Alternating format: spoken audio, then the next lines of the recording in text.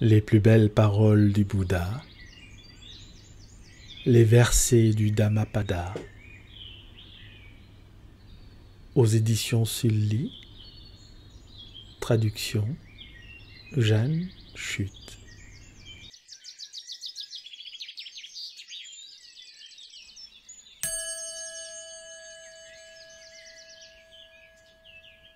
Versets sur les nobles êtres. Chez celui qui a parcouru tout le chemin, qui s'est délivré du chagrin, tout attachement dénoué, entièrement libéré, la fièvre du tourment s'est envolée. Ceux qui sont attentifs s'appliquent à leur activité et poursuivent leur route sans s'attacher. Ils renoncent à toute demeure, à tout foyer, comme le cygne quitte le lac pour s'envoler. Ils n'accumulent rien. Leur désir de nourriture sagement modéré, ils se nourrissent de vacuité et de liberté inconditionnée. Comme l'oiseau dans les cieux, ils ne laissent aucune trace derrière eux. Après avoir effacé toutes les souillures, l'éveillé ne se préoccupe pas de nourriture. Il se nourrit de vacuité et de liberté inconditionnée. Comme l'oiseau dans la nuit, il ne laisse aucune trace derrière lui. Celui dont les sens ont été maîtrisés, comme des chevaux bien dressés par le cocher, libre de tout orgueil, lavé de toute impureté, celui-là, par les dévas eux-mêmes, est révéré. Pas plus que la terre il ne réagit, patient et droit comme le pilier d'Indra, limpide comme les eaux du lac. Pour lui, c'est la fin de l'errance, du samsara. Paisible est son esprit, paisibles sont ses paroles et ses gestes. Celui qui s'est libéré par la connaissance juste est pacifié. Il est. La foi de cet homme n'est pas aveugle. Il a réalisé le non créé. Il a coupé tous les attachements et détruit désirs et conditionnements. Cet homme-là est excellent. Village ou forêt, colline ou vallée, où que vive le noble éveillé, ce lieu est merveilleux. Admirable est la forêt que les foules évitent, pour celui qui, libre de toute effervescence, ne recherche pas le plaisir des sens. Versets sur les milliers. Plutôt que des milliers de paroles vides de sens, mieux vaut une seule parole pleine de sens, qui apporte apaisement à celui qui l'entend. Plutôt que des milliers de versets vides de sens, mieux vaut un simple verset plein de sens, qui apporte apaisement à celui qui l'entend.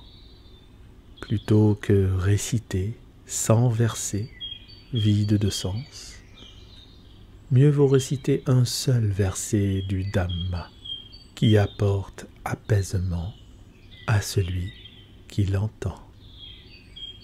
Plus grand dans la bataille que celui qui vaincrait des milliers d'hommes est celui qui parvient à en vaincre un seul, lui-même.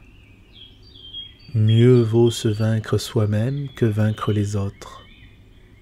Être bien entraîné et savoir dominer à tout moment ses sens et son comportement. Alors, pas plus les anges que les dieux du paradis, même ligués à ceux de l'enfer, ne pourraient transformer en défaite cette victoire suprême. On pourrait, mois après mois, pendant 100 ans, offrir des sacrifices par milliers. Mais on a beaucoup plus à gagner à rendre hommage un seul instant à un être éveillé.